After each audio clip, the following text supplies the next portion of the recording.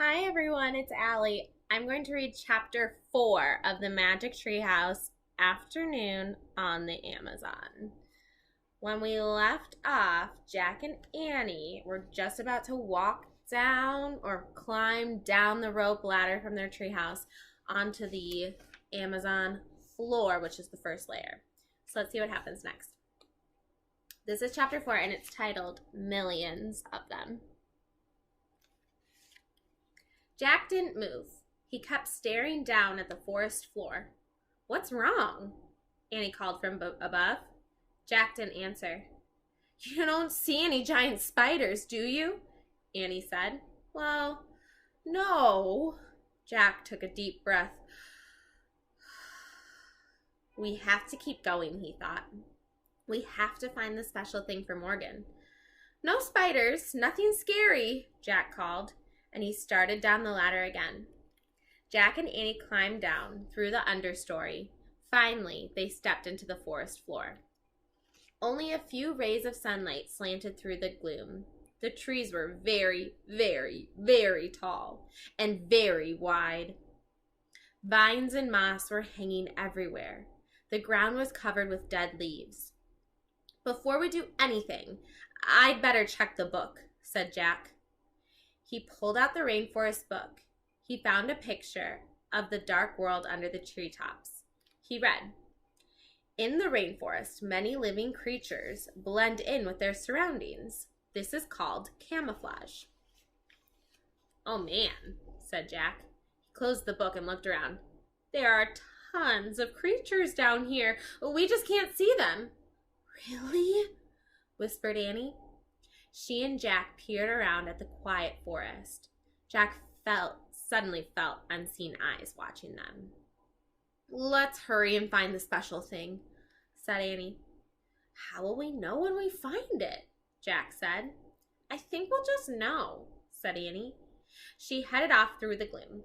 Jack followed. They crept between the huge trees and past hanging vines. Annie stopped. "Wait, what was that?" "What's what?" "Listen, that weird sound." Jack listened. He heard a crackling sound. It sounded like a person walking over leaves. Jack looked around. He didn't see anyone, but the sound got louder. Was it an animal? A giant bug? One that had never been named? Remember, that's what Jack wants to do. He wants to find a bug that has never been discovered and never been named, and he wants to name it. Just then, the silent forest came alive. Birds took off into the air, frogs hopped over leaves, lizards ran up tree trunks. The weird noise grew louder and louder.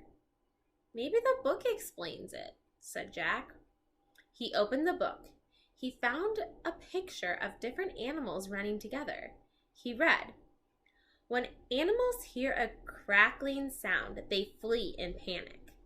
The sound means that 30 million flesh-eating army ants are marching through dead leaves." "It's army ants!" cried Jack. "Millions of them!" "Where?" cried Annie. Jack and Annie looked around wildly.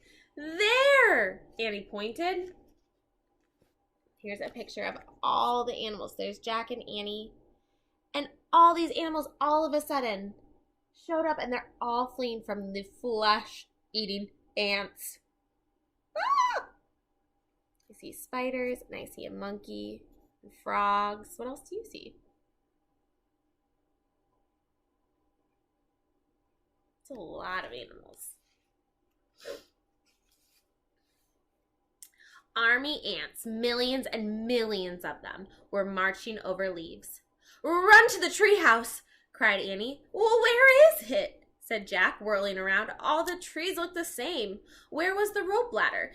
"Just run!" cried Annie. Jack and Annie took off. They ran over dead leaves. They ran between wide tree trunks. They ran past the hanging vines and mosses. They climbed over thick roots. Jack saw a clearing ahead, and it was filled with sunlight. "That way!" he cried. Jack and Annie hurried towards the light. They pushed their way through the bushes. They burst They burst onto the bank of a river. They stared at the slow-moving brown water. "Do you think the ants will come this way?" Auntie said, panting. "I don't know," said Jack. "But if we wade a few feet into the water, we're safe. The ants don't go into water. Come on." "Look," said Annie. She pointed to a big log rocking at the edge of the river. Inside of that log was dug out. "It looks like a canoe," said Jack. He listened to the crackling sound in the distance. "Well, let's get in it, quick!" Jack shoved the book into his backpack. Then he and Annie carefully climbed into the dugout log. Annie leaned out of it. She pushed away from the bank with her hands. "Wait," said Jack. "We don't have paddles." "Oops," said Annie. The canoe started moving slowly down the muddy river.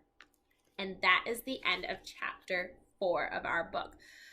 So Jack and Annie were running away from those scary ants. They ran through the Amazon forest, and now they're in a river in a canoe. I wonder where this log that was dug out to kind of be a canoe, I wonder where that came from.